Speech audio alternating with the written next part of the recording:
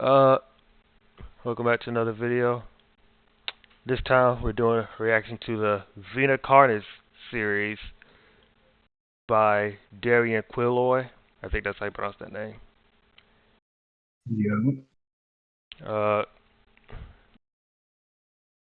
which is since Backrooms don't have any new. Since we watched the latest Backroom video, guess I decided we decided to start on a new series, and then we'll work our way to whatever else is next. Honestly.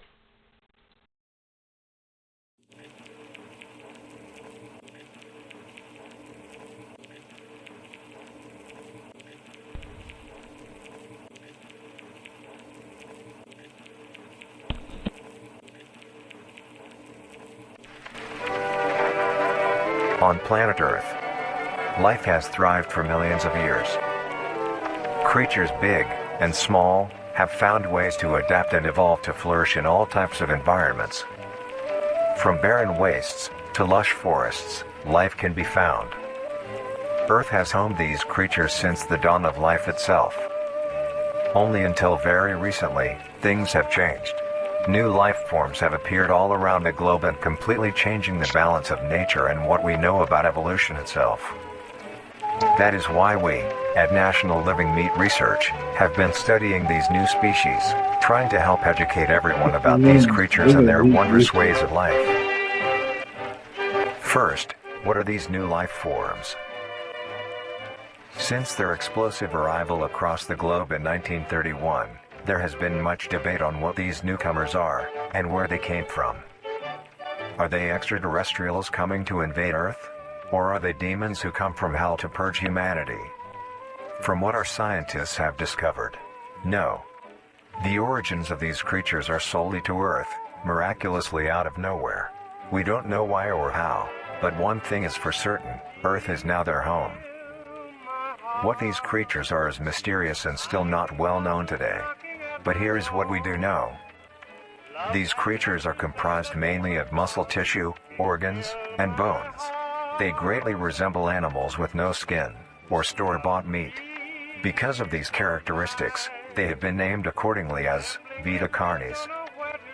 The Carnis species consume decaying, organic matter, but their main diet is composed of raw meat, not including their Carnis relatives. The Carnis only appear in places where there is an abundance of crawl, which leads to the first creature of the Carnis species, the crawl. The crawl is a growth of meaty tendrils that closely resemble the small intestine, the only difference being the dark red coloration. Okay. These tendrils grow in a similar pattern as vines, mold, or fungi. A primary stem structure is the host to divisions of other, smaller branches. In each tendril contains a variety of veins, arteries, and other similar organs used to transport nutrients absorbed from its surroundings. The ends of these tendrils are equipped with organelles used to absorb water and organic matter necessary for growth. The source of these organic materials is mainly found in dirt and soil on surrounding surfaces. Using its root-like tendrils, it absorbs the material and processes it into usable energy. Although, the crawl also obtains energy through another means. Using a sophisticated form of photosynthesis, the dark pigmentation of the smaller branches is ideal for absorbing sunlight, and therefore allowing solar energy to fuel the crawl's growth. Because of its efficiency, it thrives in almost all types of environments, easily allowing it to spread across the world, and can be found pretty much anywhere. Its recent inclusion in the ecosystem has caused many major changes in nature's balance.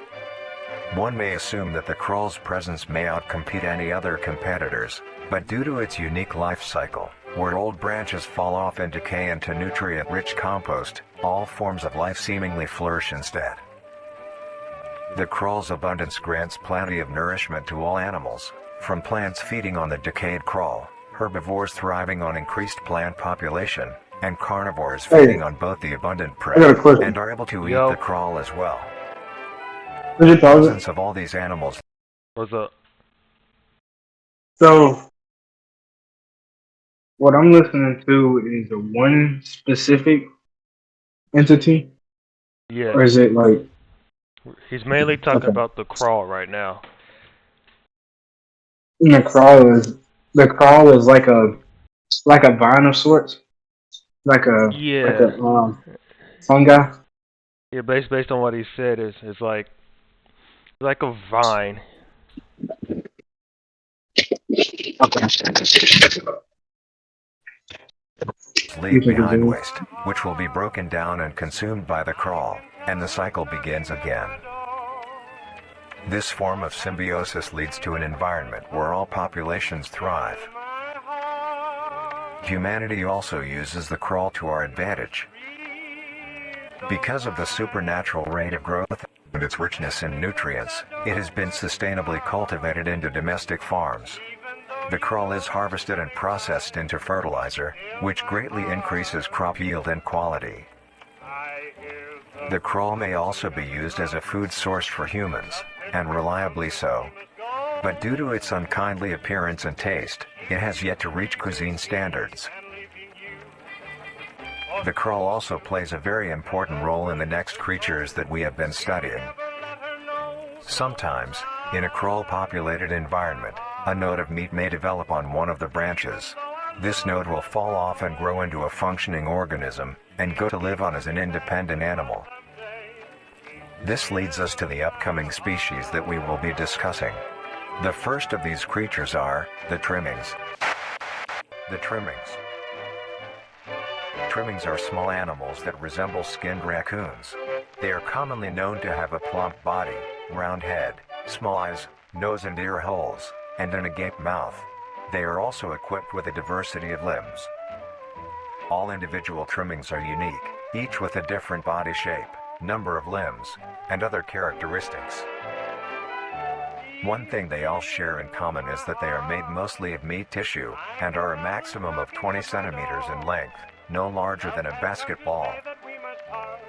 Its life starts with its separation from the crawl. It will wonder to find anything that is edible and able to consume. Although it is an omnivore, being able to hunt meat and forage for plant matter, trimmings are almost entirely scavengers. Their diet consists of rotting plants and meat, including, but not limited to, fruits, vegetables, roots, seeds, insects, and deceased animals. Although its appearance is unsightly, it is a cowardly creature, only fleeing, screeching, and hiding when threatened. Because of its lack of defensive traits, it lies near the bottom of the food chain, making it easily overpowered and picked off very regularly by predators.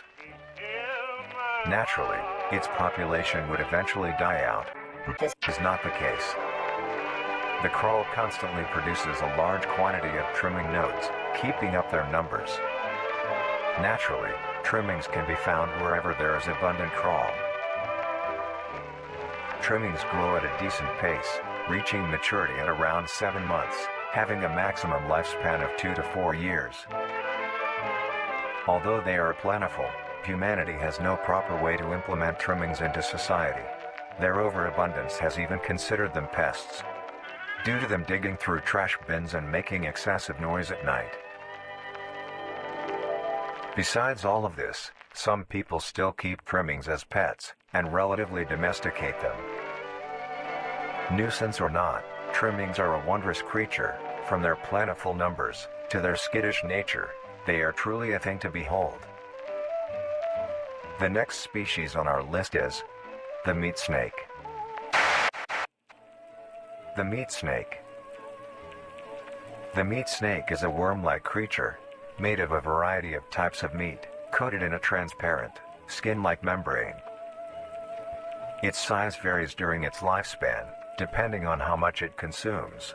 When it first separates from the crawl, it is only a few centimeters in length. Eventually, it will reach an average length of 5 meters. Although, under extreme conditions, like natural disasters, war, or plague, it can greatly surpass this length. The meat snake's diet consists entirely of dead animals or parts. A meat snake is incapable of consuming a healthy, living organism. The meat snake allocates its food by using a tongue-like organ covered in sensors, to touch and feel its environment. The sensors catch particles of decaying meat, notifying the meat snake that there is food nearby. This process shares many similarities to regular snakes, hence the meat snake's name. Once it locates the corpse, the meat snake will open its jaw and swallow the entire body whole. Once the entire body is consumed, the meat snake's stomach will release a variety of chemicals. Some will break down soft tissue like skin, and the connection points between muscles. Others chemicals will then ferment and preserve the tissue to keep it from breaking down for as long as possible. After that, the remaining flesh and bones will move along the meat snake's tract, and slowly be implemented into its own structure, extending the meat snake. Unsatisfactory parts like skulls, pelvises, hair, and fingernails will be excreted. Speaking of skulls, the meat snake will take the skull from the consumed organism and use it as its own. Each meat snake has its own skull, each corresponding to what that one has consumed. During its lifespan, it will swap or replace these skulls if needed. A meat snake's lifespan depends entirely on how much a meat snake consumes. The longest one has lived for was 28 years. The meat snake has no predators and is immune to disease, due to its preserving chemicals. The only significant ways a meat snake can die is through starvation, burning, or complete destruction of the meat snake's membrane coating. Interestingly, the meat snake is the only member of the Carnis family that is able to reproduce. When a meat snake reaches an excessive size, and is in the conditions to do so, it will commence mitosis, splitting itself in two. Then the now two meat snakes will go on their separate ways and live on as two distinct organisms. Meat snakes can only be found in moderate temperature climates, not too hot, not too cold. Their population depends entirely on the amount of corpses available. Where there is death, there are meat snakes. Humanity will use them to our advantage. Meat snakes are a very efficient and clean way of disposing of any meat products. The preserving fluid within the meat snake's body disinfects the carrion, preventing the spread of disease. Humans use meat snakes in butcher shops as a waste bin, dispose roadkill, within war on the battlefield to dispose of festering bodies and parts, and within zoos to dispose of deceased animals. They are extremely tame, not caring if any creature is around them, only acting defensively when it is within consuming a meal. This means they are very easy to tame. Overall, meat snakes are a marvelous creature with a very interesting way of sustaining itself. It is an amazing experience to encounter one, as long as you don't mind the smell. Our next creature is the mimic.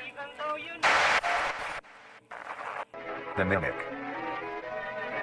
The mimic is a bipedal creature with uncanny similarities to humanoid anatomy. They greatly resemble humans without skin, with added exaggerated features.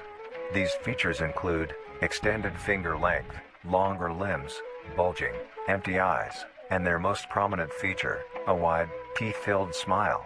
Although it resembles a happy face, this is due to coincidence, and is only how their facial structure is shaped. The maw of the mimic contains much more teeth than humans, and their teeth is comprised almost entirely of incisors, with some canine and premolars in the back. This tooth composition is ideal for biting down onto meat and swallowing chunks whole. A mature mimic's diet is comprised entirely of human flesh.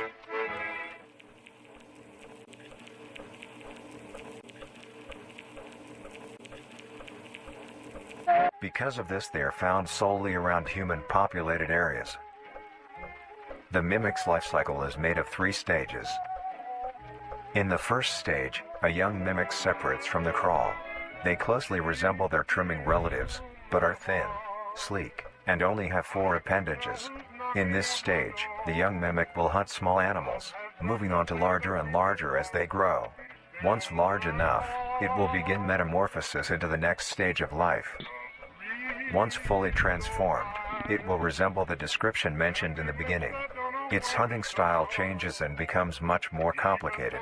It now stalks and feeds only on humans. It will locate human-populated area and begin its search for an easy target. To blend in, it may use objects to conceal itself.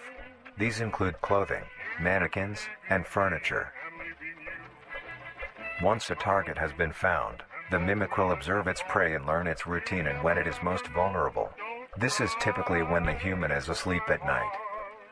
Once the prey is within position, the mimic will advance silently until it is close enough. The mimic will then execute and immediately begin consumption.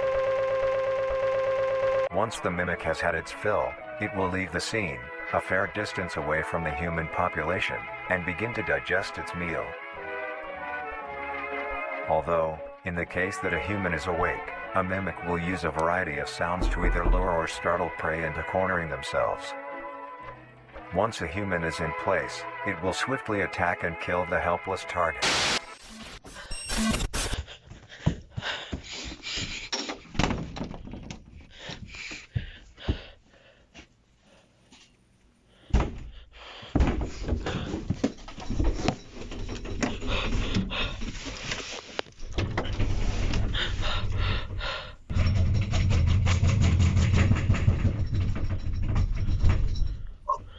Nah, bro, you're cooked.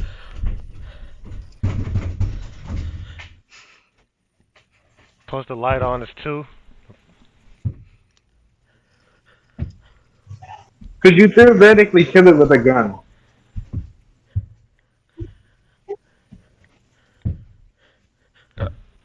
Maybe, I'm not too sure.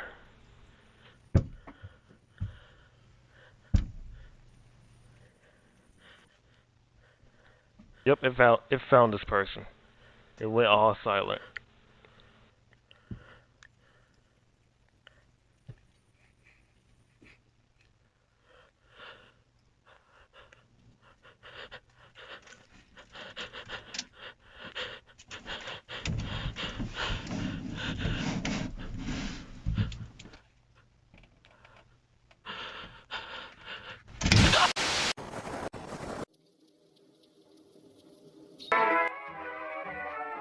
The next stage of the mimic's life cycle has two potential morphs it may develop into. If a mimic has a consistent supply of food, it will develop more human-like features. It will grow skin, hair, and by the end will look nearly identical to a human being.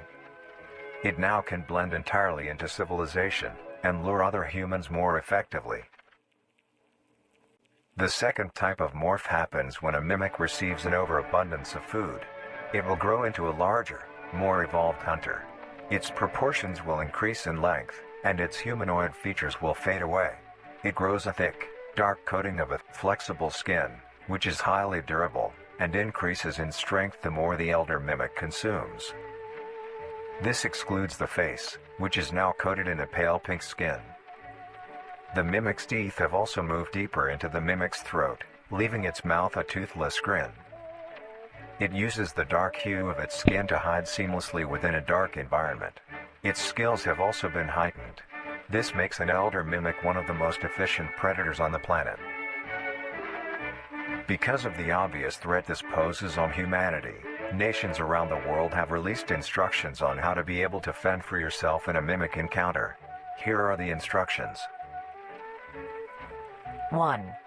Avoid going out alone if your location is known to have mimics, or there have been mimic sightings. Roll over and just 2. accept death. If you encounter a stationary mimic, seemingly unfazed by your presence, quietly leave the location and alert your local authorities. 3. If pursued by a mimic, get yourself into a position where you are able to flee. Mimics will rarely attack if a person has a clear escape route. 4. In the event that you have been cornered by a mimic, roll into the fetal position, protecting your neck, face, and vital organs from attack. Make as much noise as you can to alert any other people. 5. If you have a weapon, do not use it. A mimic is fairly resilient, and any strikes or shots on a mimic is not effective enough to bring it down in time. Instead, use it as a barrier between you and the mimic to block any attacks. 6. In a situation where a mimic is hunting in the immediate area, and is not aware of your position, hide somewhere low, like under a bed or behind other furniture. A mimic will not linger too long to search for prey, and will move on. Be safe, and avoid any encounters with a mimic at all costs. Next up, the harvester. The harvester. The harvester is a large, bulbous mass, with a large amount of tendrils spreading from the base. The bulb measures around 3 meters in height and 2 meters in diameter. The tendrils, on the other hand, can extend up to 150 meters in diameter horizontally. The harvester is a specialized form of crawl that grows in a unique and deadly way. A harvester is created when a node, that will grow into a harvester, instead of separating, continues to grow. Eventually, it will grow tendrils of its own. It uses the energy provided by its mother branch and expands its reach further, its tendrils, hidden just below the surface of the ground. The harvester is equipped with 2 types of specialized tendrils. The first type is bulky and flat. They lie the closest to the surface. These branches are lined on each length of the tendril with spines, extending in the shape of a bear trap. On each side of the branch, those particular spines have a vein that feed into them, that pump 2 types of venom. On one side, the spines can inject a neurotoxin, which will attack the nervous system of whomever it is injected into, causing sudden paralysis. The other side can inject an anticoagulant, which when injected, prevents blood cells from clotting.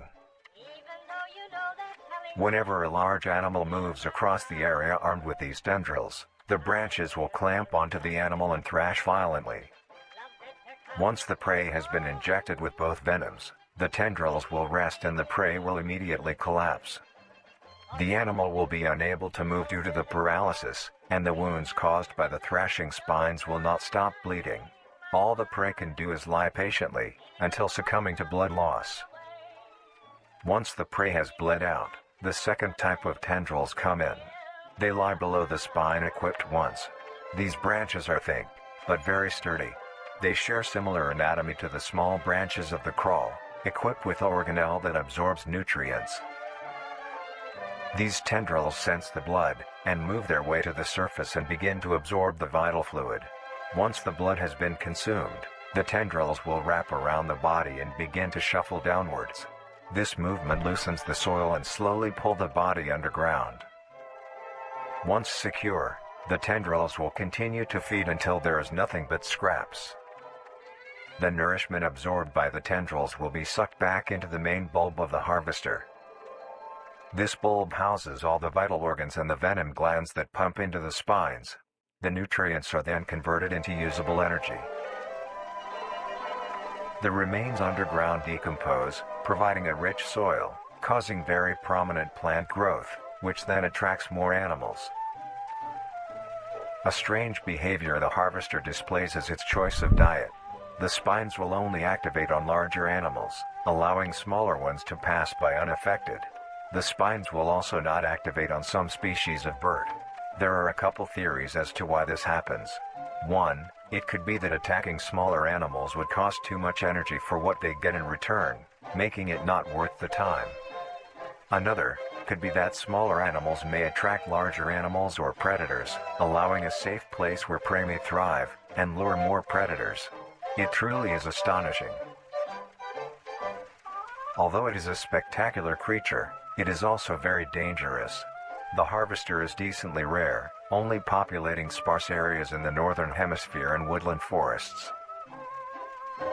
If you are stung by a harvester, there will be no way of helping you, being that there is no cure. You said what?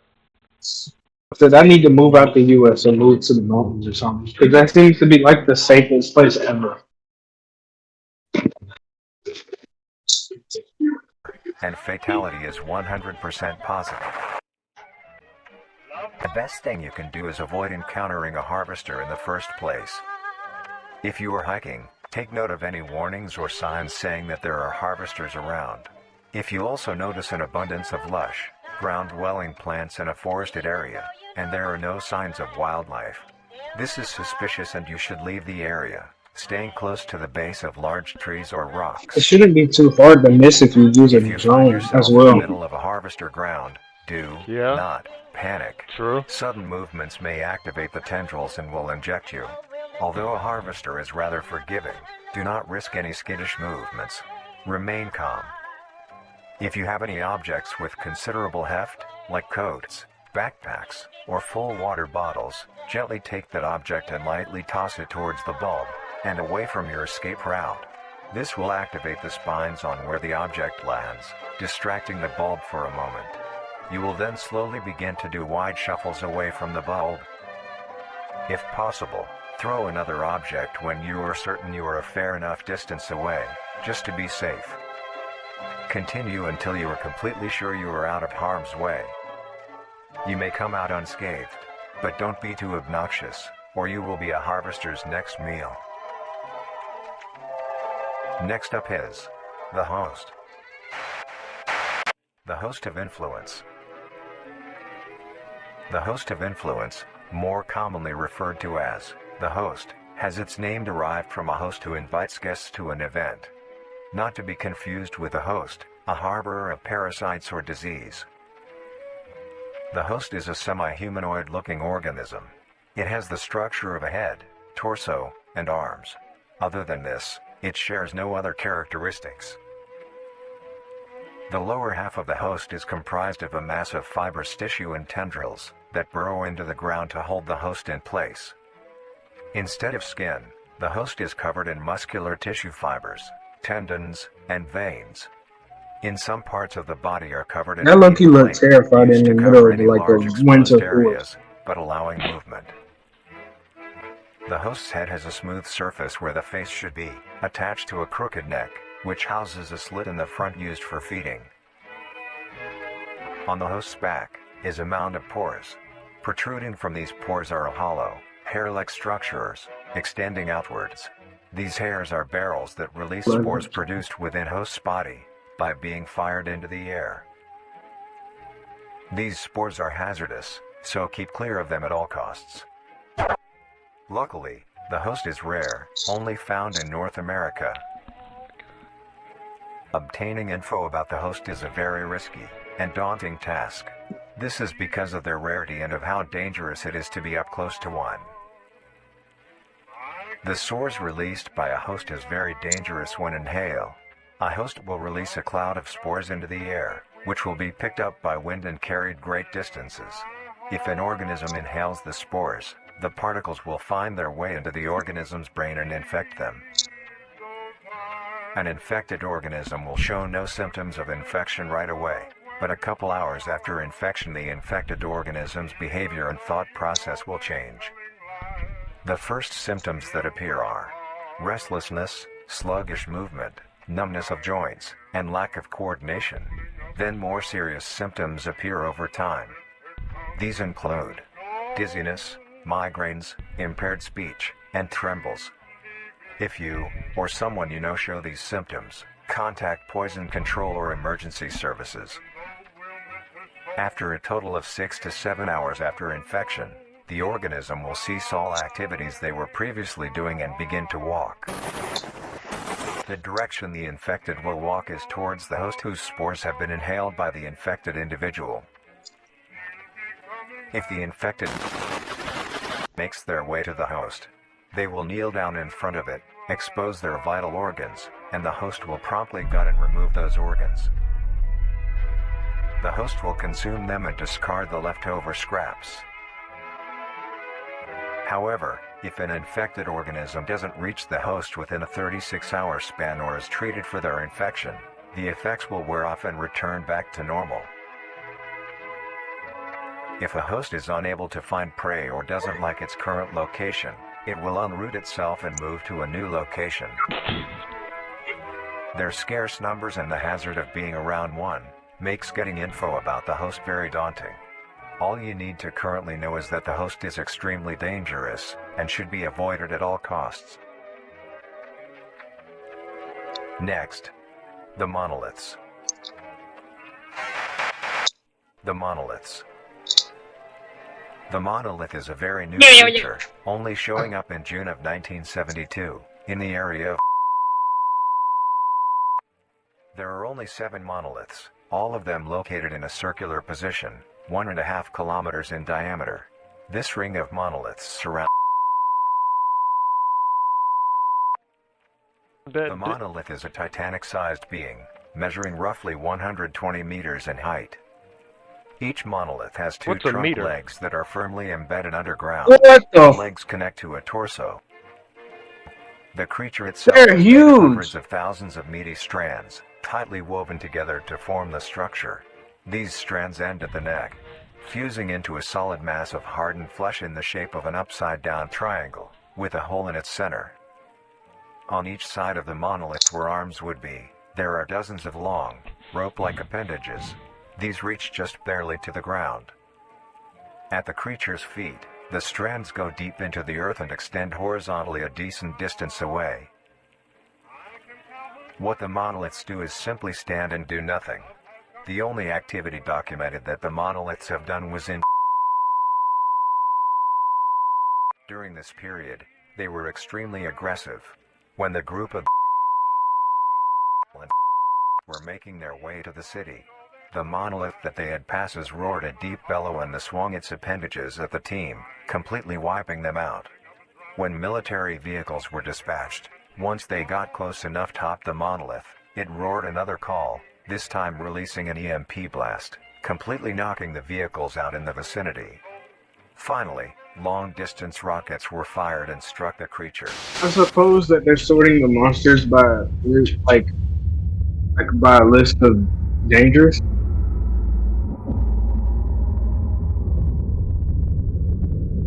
That's what it seemed like, yeah. Although damaged, it regenerated at great speed and resumed its stance unscathed. Eventually, the area has been fenced off and is now restricted to all. Ever since, the monolith stands silently, now only a grand spectacle of awe and mystery, only adding more questions to these meat beings. And finally, the last creature on this list is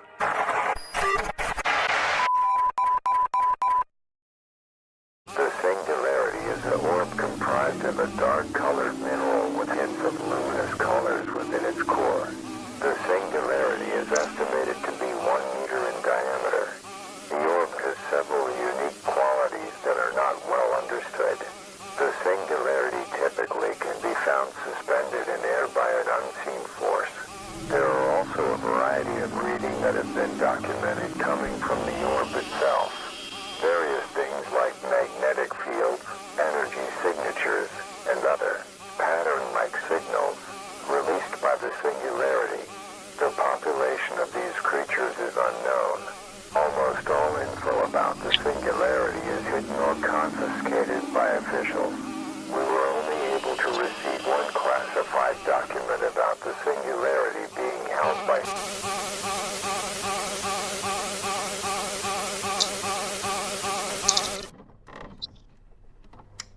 marvelous and majestic world that exists today. It's as extraordinary to have such strange and mysterious beings appear all around us. Thank you for joining us on this journey of exploration and discovery of the lives of these living meat creatures.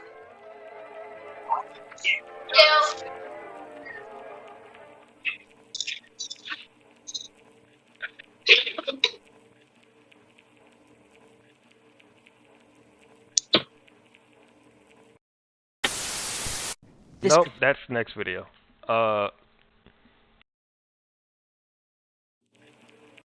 Anything you want to say about the documentary, full footage?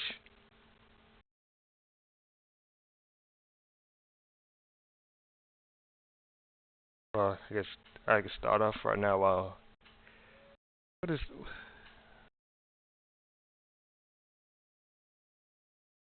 So if I go back to where it showed.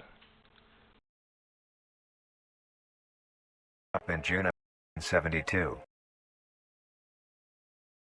So frame by frame here. What is that?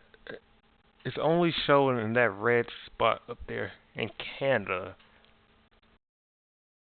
Right, which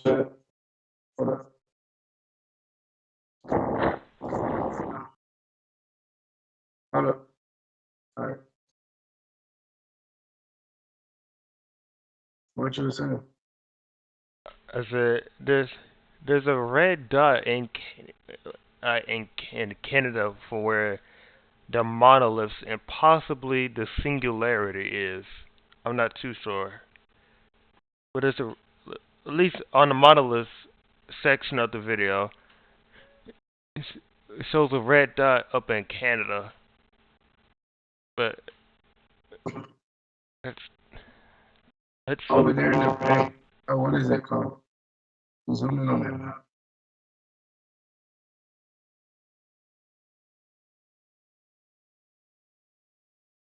no. I just want the map, bro. Forget it. Oh, she could. Yeah. Uh, for me, for me the thing doesn't sound well. Your audio on my end doesn't sound that great. Really? Yeah.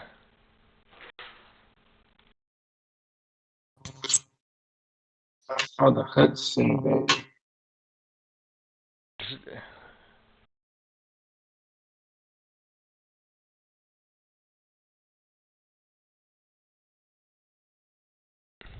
Hudson Bay in Canada. But it looks like there's extra land there. Unless unless that's just me. I can't tell. Is there any creatures you want to talk about? Huh? Any creatures you got opinions on or whatever? Let's see. There's a list of things I can go about. I think it was cool to have the quote unquote monsters or creatures to be organized in a way of, I guess you could say, intensity. Um, Yeah. thing is, I'm curious about the singularity as well as what I wonder what the monoliths did back then. So they seem like ginormous. They released a EMP even though they're only like 100% meat. The meat snake was ridiculous. They said they tamed them suckers and kept them as pets. That's How? that's for no, that's for trimmings and meat snakes. That's what I'm talking about. For this meat snake. I mean, like trimming kind of look like a fat gerbil in a way, but not my taste. I keep my cats and dogs. But the meat snake. Did you see the They, picture of the meat snake of it yeah, like in a ditch? when it hello, and when it said that humans have aimed this right here, That is that does not look big, bro. that does not look tame to me. Oh, no, go to where it's open his mouth. Yeah, right there. You mean to tell me people tame this thing? Hold on, listen to what he said. Listen to what he said.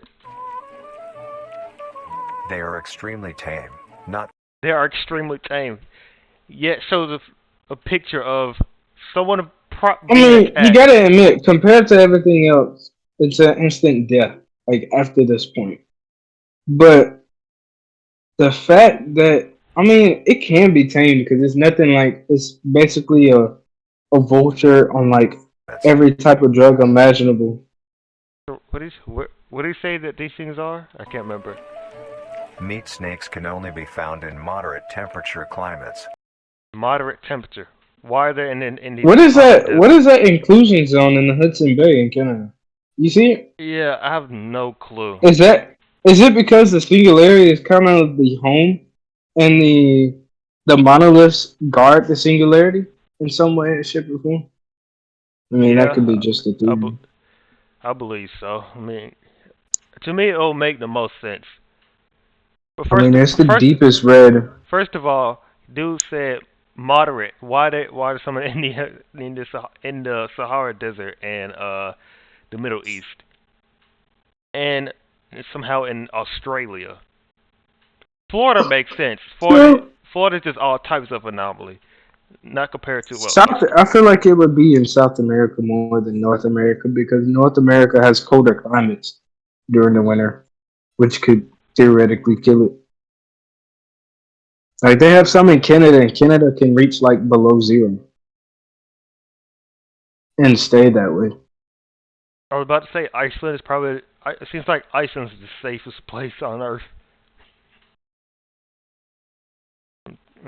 The mimic. When you said it about the Nah, mimic that issue, that footage of the mimic was creepy, bro. Oh yeah, it wasn't scary, but seeing that face, bulging eyes just the ma- peer out from behind the closet door. I'm trying to find where they said that the thing that the mimics are. Where they're located, Yeah, I think it did he. it's before that. That thing. It's populated cities. Should be in the beginning right there. Populated. Oh, there it is. Oh, Yep, Iceland is safe from mimics. because I mean, it's there's no way for it to get there. All of these places have um extensions of land connected to it. I'm surprised Russia don't have more. I mean, it makes sense. Russia's just two I giant mean, countries. Russia has harsher climates. Well, like 90% of it is like a giant mountain range that True. is very cold. Probably. I wanted to say they probably came from Europeans, but clearly they're in Canada. Yeah, I don't know how that thing works. Because if it started from the singularity, which is just a theory, if it started from the singularity and moved out, somebody had to carry a piece of the crawl, and that's the only way it can possibly spread. Yeah, and also they Because they said all these beings spawned from a crawl. yeah, and they came out of nowhere in the 1930s, so during the Great Depression. Which, if you think about it, if they only cultivated the crawl to harvest to spawn certain things, they could prevent all of these creatures from spawning in the first place. Don't you think? Yeah, I Like can if they see. monitor it and then it'd be like, okay, I it's mean, a trimming. Okay, cool. And the meat snakes can asexually reproduce. They can just yep, clone themselves. that's not what I want. Which Oh God, was something I did about not see that. I did not see that image in the forest. That thing is like 7 foot tall. okay, I went too far back. I'm trying to find Ooh. where he said that weapons are not can't really use weapons on these things. Yeah, so they're severely resilient. So any Right form here. of weapons or guns cannot be used. Yeah, 5, and you were just asking. You were just asking me, can you kill it with a gun? Yeah, apparently not. Now, the harvester. For me, that's like probably the most probably the most unsuspecting other than the host. Then again, we don't know what the monoliths and the singularity does. I feel like the harvesters are the easiest to avoid Yeah, because it's a stationary thing. yeah. And of course, it can extend out long ranges, but it mainly seems to be like a forest type entity. If I can find a map of So where, it would probably be heavily avoidable, especially if you're going hiking or anything. Just bring a drone and scan out the place like thoroughly. Not prevent you a whole bunch of trouble. where they spawn at. A spectacular creature, it is also very dangerous. The harvester is decently rare, only populating sparse areas in the northern hemisphere and Okay, so northern hemisphere. Sparse meaning like forest and like, wildlife. Fields probably. Open fields would probably be one too. Ugh, imagine finding one at farmland too. That would suck. On the farmland would suck. If you do I some wonder how fast they could grow. Like, could it relatively like spawn and cultivate within like a week, and then you don't even know in the like in the what it is? and the fact that it's a insta kill if you somehow step on one of its tendrils too, No, paralyzes. it said if it like It can if it paralyze like you if and it thrashes you. yeah. Well, it said that it kind of like clamps onto you. I think that was the whole insta kill thing. But they said it only does that if it sense like something heavy, I suppose. Like Yeah, if you like if you, because it's just so that it's just saying, but a rabbit wouldn't activate it because it'll be too small or uh it's it, probably too light. It has to be something heavy, yeah. But kind of like I'm a. I'm just saying like in case of like large animals, because as I said, it will paralyze you and stop your blood from clotting, so you just bleed to death, just bleed out, and then I think I think it would be comparable to. Uh, let's see. I think it would be comparable to like one of them.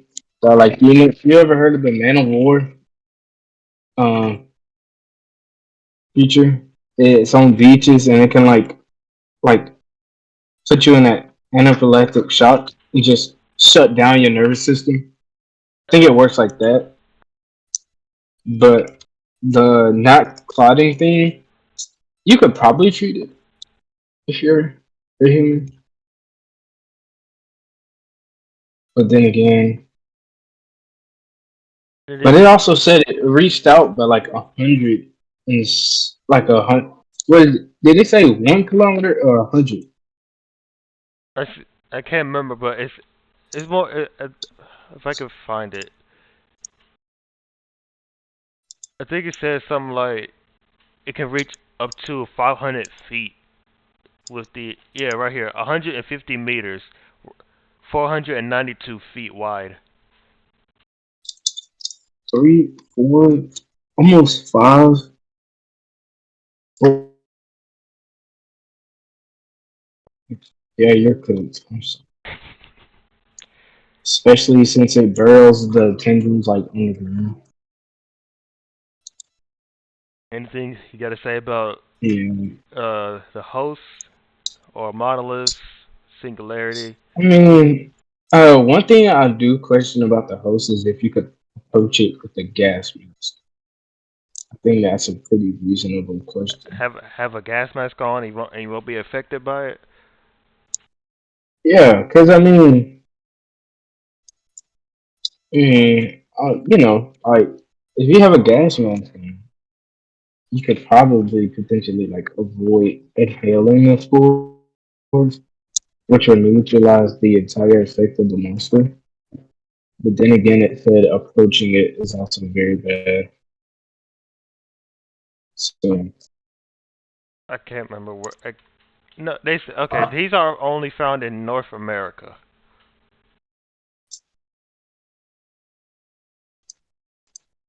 if I remember correctly. I can't find the exact frame, but I think it says only found in North America. The monoliths are in a classified location. There apparently there are 7 of them from this frame here.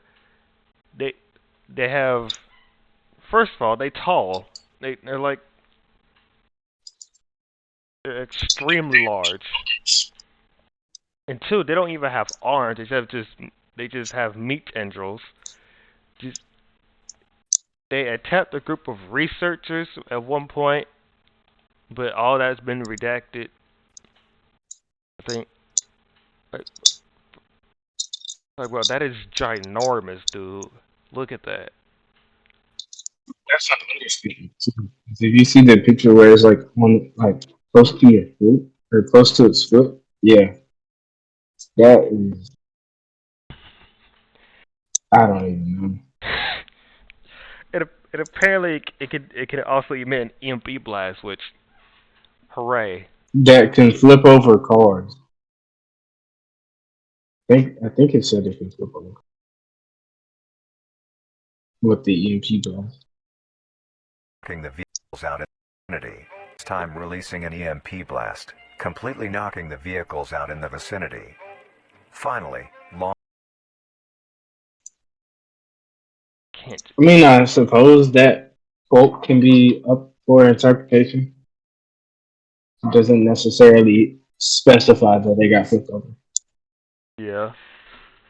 But judging by how large they are, most likely. The singularity. Emit an EMP like with the foot? I think it did. I think it said it did a roar and then an EMP blast came out of it. Jesus. Wow. Get down. Personally, this is the favorite. This is the best part of the video right here when the singularity starts to glitch out right here at the end. Har har har har har har. That's the best part. Anyways. Didn't you say that they released another one? Yeah, I think the newest one was a month old. No, wait. Was it? No. When I seen it, it was only an hour ago. Yeah, a day ago. Oh, wait. That's not the one.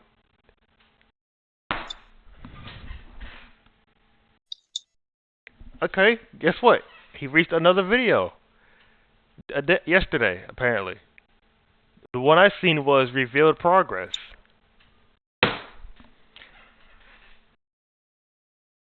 That looks like a harvester in the new video. Yeah, Jesus Christ. Salt Kaloe and everything. Yeah, this is the start of something truly great. Uh, that, I got nothing else to say. This video is nearly an hour long. It is? Yep, 52 minutes and 30 seconds. Yo, how long is this video? The one we just watched is 32, and the video recording right now is 52 minutes and Oh, 42 damn. seconds. Okay. Well, I guess I'll end it here. Yeah. If you guys enjoyed the video, click the like button, subscribe if you're new. I'll have his channel linked down in the description as always, and the video. We support everybody over on this side of YouTube. Peace.